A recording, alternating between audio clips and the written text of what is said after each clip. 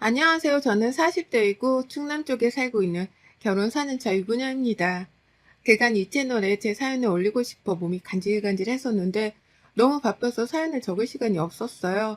그러던 중 이번에 딱 시간이 나서 사연을 적게 되었는데 꼭 채택이 되어 많은 분들이 제 사연을 들어주셨으면 합니다. 제 고향은 원래 서울이었고 남편과도 그쪽에서 만났어요. 저는 직업이 교사이고 남편은 양식 레스토랑 운영하고 있었습니다. 남편의 레스토랑 단골 손님이었던 저는 자주 갔었는데 자꾸만 서비스를 주더니 하루는 음식을 통해 마음을 전달하는 남편에게 완전 반했어요.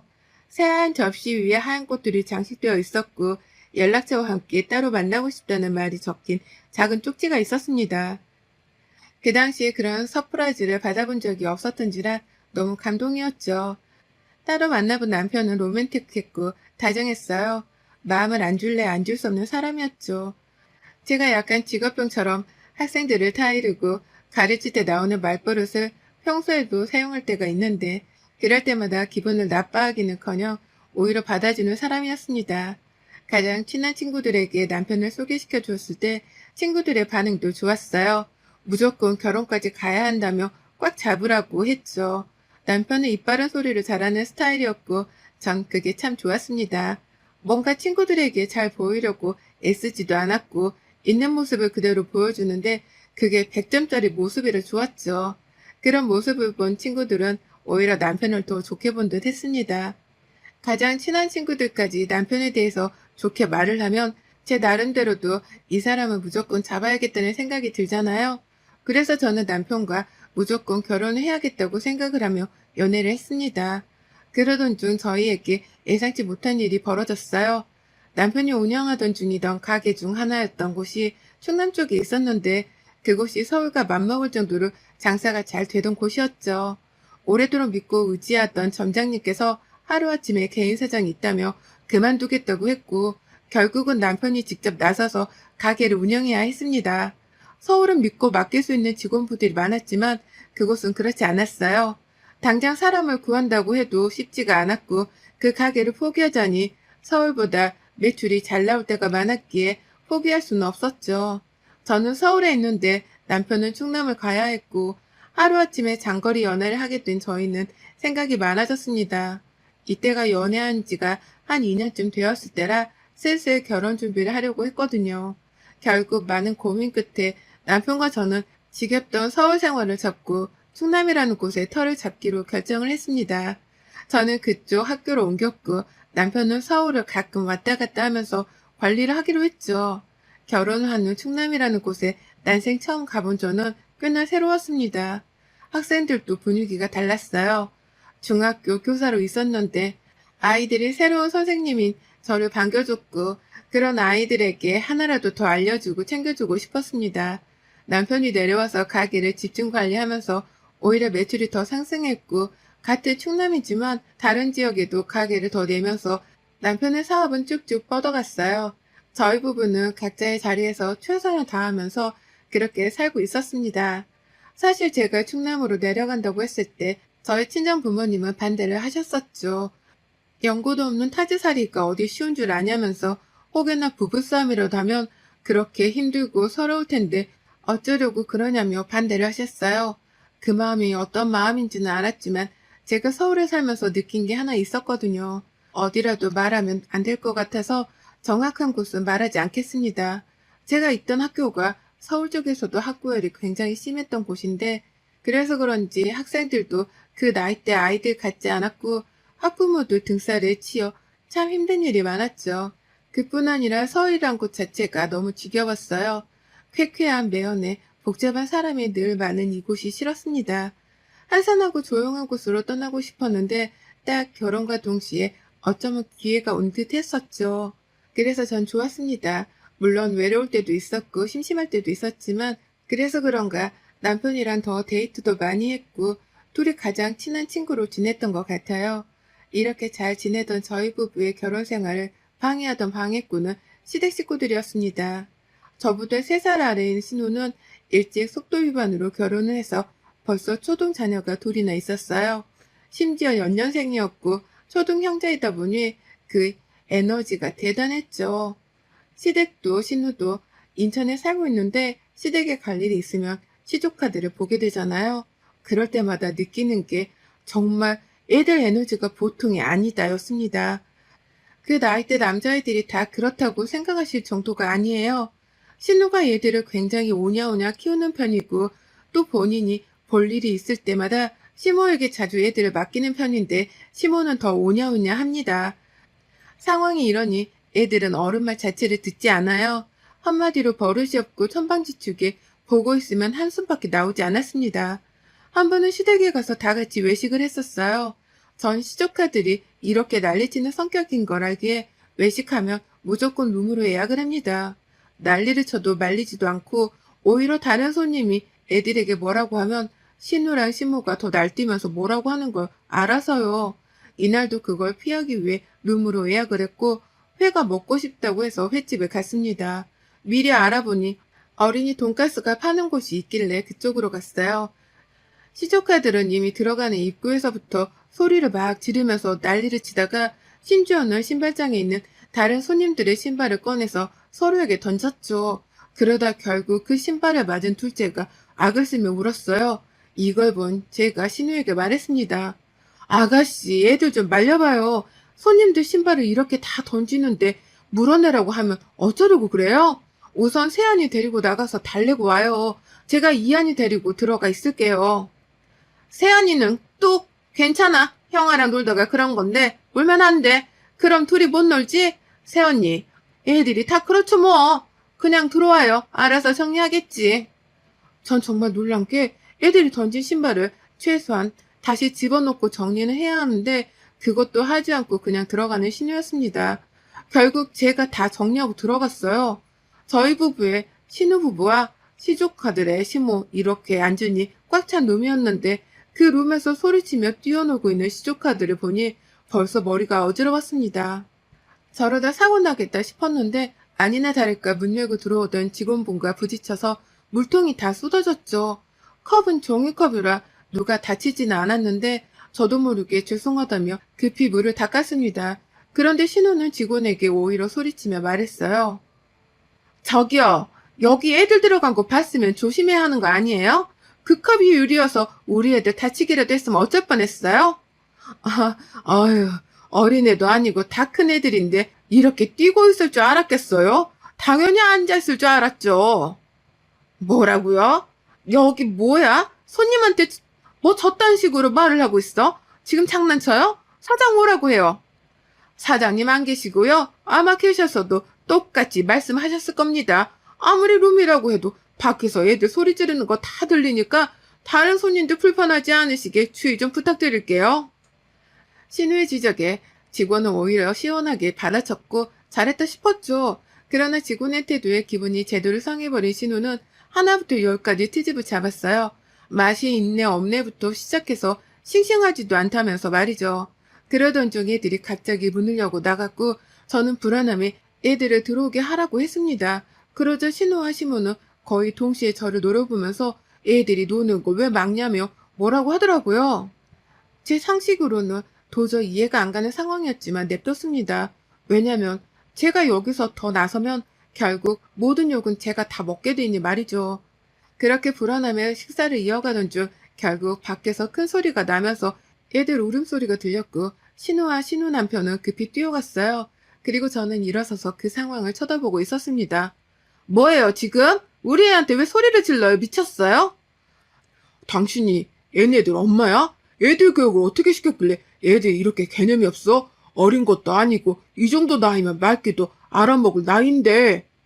뭐라고요? 당신 미쳤어? 우리 애들한테 당신이 뭔데 개념이 있네 없네 그딴 소리를 하고 있어? 애미를 보니까 애들이 왜 이렇게 개념이 없는지 알겠네. 애들 교육 똑바로 시켜요. 아줌마, 당신한테나 예쁜 네 새끼지 남한테는 시끄럽고 개념 없는 애라고 알겠어? 소리치고 난리치는 신우이를 뜯어 말렸고 회를 다 먹지도 않은 그 손님은 불쾌해서 더 이상 식사를 못하겠다고 했습니다. 그러나 식당에서는 당연히 저희 보고 나가달라고 했죠. 시모와 신우는 방방 뛰었지만 저는 남편에게 옆구리를 찔렀고 남편이 계산하고 제가 급히 짐을 챙겨서 거의 방 강제로 끌려 나왔습니다. 이런 적이 한두 번이 아니었어요. 얘기를 들어보면 다 애들 잘못이었죠. 저 횟집에서도 식사를 하고 있던 부부 테이블에 가서 애들이 야라고 반말을 하면서 물을 입에 물고 뱉는 신용을 하다 정말 뱉기도 했다고 합니다. 그래서 하지 말라고 좋게 경고를 몇 번이나 했는데 싫은데? 라고 약 올리듯 말하고 테이블 아래로 들어가서 꼬집고 뭐 그런 식으로 유치하고 개념 없는 행동을 하니 화가 나서 소리친 거죠. 어른들에게 반말하는 건 기본이고 또래 친구들을 괴롭히기도 했던 시조카들인데 신우랑 시모는 늘 감싸고 돌았어요. 제가 이래서 시댁에 가기 싫었습니다. 그리고 외식 가는 건 더더욱 싫었죠. 제게도 얼마나 말이 많고 힘들게 하는지 전 시조카들이 저런 식으로 행동하면 아예 대꾸를 해주지 않고 무시를 해요. 그러면 끝까지 약 올리고 괴롭히다 재미없다면서 안 하거든요. 제 자식들도 아니니까 교육에 관해 이래라 저래라 할 수는 없지만 최소한 남에게 피해를 주는 행동을 했을 때는 옳고 그름이 뭔지를 알려주는 게 부모의 역할인데 그런 거 전혀 하지 않았습니다. 제 성격상 자주 배회했다면 벌써 폭발하고야 말았을 건데 오히려 거리가 멀어서 자주 못 보니까 신우랑 크게 싸우지 않고 있었어요. 그리고 또 웃긴 건 신우는 한 번도 서울에 살아본 적이 없습니다. 인천에서 쭉 살았어요. 그런데 결혼 후 충남에 살고 있는 저를 약간 무시하며 말했습니다. 나는 진짜 시골에서는 절대 못 살겠던데 새언니는 참 대단한 것 같아요. 서울이 괜히 좋은 게 아니잖아. 편의시설도 그렇고 다들 어떻게든 올려오르고 애쓰는데 어떻게 반대로 새언니는 시골로 갔는지 난 아직도 의문이야. 지방이라고 해서 다 시골이 아니에요, 아가씨. 거기도 다 사람 사는 곳이고 별반 다를 게 없어요. 아가씨가 말하는 정말 그런 시골은 저도 안 가봤고 안 살아봤어요. 어쨌든 시골은 시골이죠. 그런 총구석에 있으면 안 답답해요? 친구들은 뭐래요? 우스갯소리로 뭐 촌년이라고 안 놀려요? 제 친구들이었으면 촌년이라고 했을 건데. 네? 아니 그렇잖아요. 시골 총구석에 살면 촌년 아닌가? 새언니는 교사라는 사람이 나중에 애 미래는 생각 안 해요? 얘를 그런 총구석에서 낳고 뭐 어쩌라고요? 공기 맑고 경치 좋은 그런 시골은 가끔 여행으로 가고 사는 건 서울에서 살아야죠. 아가씨, 서울에서 살아본 적 없잖아요. 근데 왜 말끝마다 서울해요? 그게 더 촌스러운 것 같은데? 뭐라고요? 인천이나 서울이나 똑같죠. 새언니가 사는 총구성이라고는 격이 다르죠. 예, 예. 그 말도 뭐예요, 지금? 저 무시해요?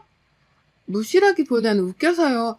정작 서울에서 태어나고 30년을 넘게 살았던 저는 아무 말 안 하는데 서울에서 단 하루도 안 살아본 아가씨가 맨날 서울 하면서 저를 촌년이라고 하니까 좀 웃기지 않나?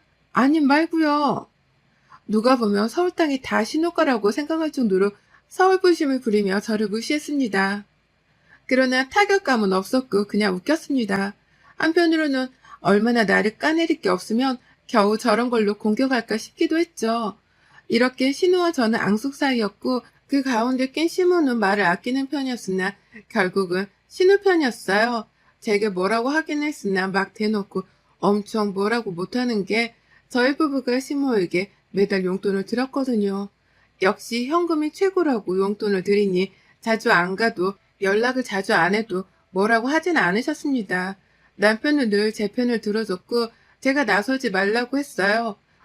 정말 나서야 할 때나 말할 테니 그때 나서고 그 외에는 절대 아무 말도 하지 말라고 했죠.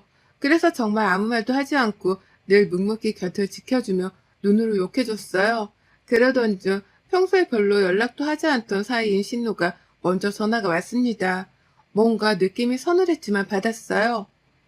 새언니 저예요. 별일 없이 잘 지내고 있죠? 네, 무슨 일 있어요? 뭐 꼭 무슨 일이 있어야 전화하나요? 그냥 뭐 새언니 잘 지내나 궁금해서 해봤죠. 부탁할 게 있나 봐요? 새언니는 그냥 돗자리를 펴요. 어쩜 그렇게 촉이 좋대? 나 지금 온몸에 닭살 돋았잖아. 정말 대박이다. 뭔데요? 언니네 학교 여름방학이 다 다음 주 맞죠? 네, 근데 왜요? 아니, 생각해보니까 숙모가 유능한 교사인데 애들이 뭐하러 학원 가나 싶어서요. 우리 애들 방학 동안 언니네 보낼 테니까 공부도 알려주고 그 시골 동네에서 자연 체험인가 뭔가 그런 것 좀 해줘요. 아가씨, 지금 그걸 말이라고 해요? 방학이라고 제가 놀겠어요? 그 말은 그냥 방학 내내 제가 애들 보라는 소리잖아요. 전 그렇게 절대 못해요. 부탁해요. 애들 좋아하겠다. 맨날 도시에서 제대로 놀지도 못했는데 자연에서 뛰놀고 공부도 배우고 이러다 1등 하는 거 아니야? 하, 고마워요, 새언니. 딱 저렇게 본인 할 말만 하고 전화를 끊었고 저는 순간 너무 열받아서 소리를 질렀네요. 이어 제가 카톡을 보냈죠. 분명 싫다고 했으니 절대 보내지 말라고 봐줄 의향 없다고 말입니다. 그런데 답이 없더라고요. 불안함에 남편에게도 이 사실을 말했고 남편도 전화를 해서 그럴 수 없다고 말을 했죠. 그러자 신우는 얼버무리며 전화를 끊었습니다. 저희 부부가 이렇게까지 말했는데 설마 애들을 보내겠어? 하는 생각으로 2주를 보냈어요. 그런데 갑자기 초인종이 울렸고 올 사람이 없는데 누구지 하는 마음에 누구세요? 라고 했더니 숙모 저희 왔어요 라고 하는 겁니다. 정말 어이가 없어서 현관문을 열어보니 애들과 짐가방이 있었고 이어 신우에게 전화가 왔죠. 지금 이게 뭐 하는 짓이에요? 당장 못 데려가요? 어쩌죠? 저희 부부 제주도 보름살기 하기로 해서 지금 가는 중이라 돌아갈 수가 없어요. 보름만 애들 잘 부탁할게요. 새언니가 교사인데 어련히 잘해줄까? 전 걱정 없어요. 애들 공부도 잘 시켜주고 자연체험 이런 것도 좀 부탁해요, 언니. 그럼 이만. 정말 딱 저렇게 말하고 신우와 신우 남편은 핸드폰 전원을 꺼버렸습니다. 미치고 팔짝 뛸 기세였는데 시조카들은 순식간에 집안을 난장판으로 만들었고 미친 듯이 뛰어다녔죠. 그 결과 아래층에서는 결국 시끄럽다며 올라왔고 정말 죄송하다고 여러 차례 말씀드렸어요. 전 일하고 있는 남편에게 전화를 해서 말했습니다. 여보, 당장 집으로 와봐. 아가씨 미친 거 아니야? 애들이랑 짐가방만 덜러 현관 앞에 두고 제주도 보름살이 한다고 갔어. 둘 다 핸드폰 전원도 꺼놨다고. 지금 애들 뛰고 난리쳐서 아랫집에서 3번 올라왔고 나 미치기 일보 직전이니까 빨리 와 당장. 뭐야? 알겠어. 지금 바로 갈게. 그렇게 온 남편은 시조카드를 진정시켰고 시모에게 전화를 했으나 시모는 모르는 일이라고 이왕 이렇게 된 거 봐주라고 했죠. 결국 답은 저희가 인천까지 가서 시모에게 애들을 넘겨주고 오는 방법뿐이었는데 하필 또 시모도 지인들과 여행 중이었어요. 이러니 애들 맡길 곳이 없어서 머리를 제대로 썼구나 싶었습니다. 이러지도 저러지도 못하니 남편은 우선 봐줘야지 어쩌겠냐고 했지만 전 정말 돌아버릴 것 같았어요. 애들이 말을 안 듣는 겁니다. 뛰지 말라고 말을 하면 더 뛰고 날뛰었고 아랫집에서는 미칠 것 같다고 왜 그러냐고 했죠. 사정을 말했으나 돌아버릴 것 같다고 막 그러시는데 그 마음 이해했습니다. 전 결국 너무 열받아서 신우 참교육을 하기로 다짐했어요. 신우가 제게 원했던 게 애들 교육과 자연체험이었으니 딱 그렇게 해주기로 했죠. 전 버릇없고 산만한 애들에게 교육을 시작했고 계획표를 세우게끔 해서 하루를 그렇게 살게 했습니다. 공부에는 학습 교육도 했지만 애들 교육도 했고 애들은 당연히 지루하다면서 하기 싫어했지만 전 엄마가 시킨 거라 어쩔 수 없다고 했어요. 그리고 자연체험은 근처 어르신들 밭일을 하는 걸 돕게 했습니다. 우리가 쉽게 먹는 음식들은 사실 이렇게 다 누군가가 힘들게 고생해서 나오는 것이라고 알려줬고 애들은 처음에는 흥미를 보였지만 당연히 이후에는 재미없다고 하기 싫다고 했어요. 그러나 역시 이 또한 너희들 엄마가 하라고 해서 숙모는 어쩔 수가 없다고 했죠. 그렇게 시조카들이 온 지 4일차가 되었을 때야 신우이에게 전화가 왔고 제가 받지 않고 바로 첫째 조카를 바꿔줬습니다. 당연히 애들은 엄마 아빠 어디냐고 여기 있기 싫다고 공부도 싫고 시골도 싫다면서 울었어요. 신우가 저를 바꾸라고 했고 제가 전화를 대신 받았습니다. 이봐요 새언니, 우리 이한이 왜 울어요? 지금 뭐 한 거예요 대체? 아가씨, 말 이상하게 하네? 아가씨가 공부시키라고 해서 공부시켰고 자연이 뭔지 알려주라고 해서 자연이 뭔지 알려준 거 말고 나 한 게 없는데 아가씨가 그렇게 하라고 우리 집에 보낸 거 아니었어요? 적당히 시켜야죠. 이한이 새한이가 힘드니까 울지. 적당히가 어딨어. 보름 동안 배우려면 이 악물고 해야지.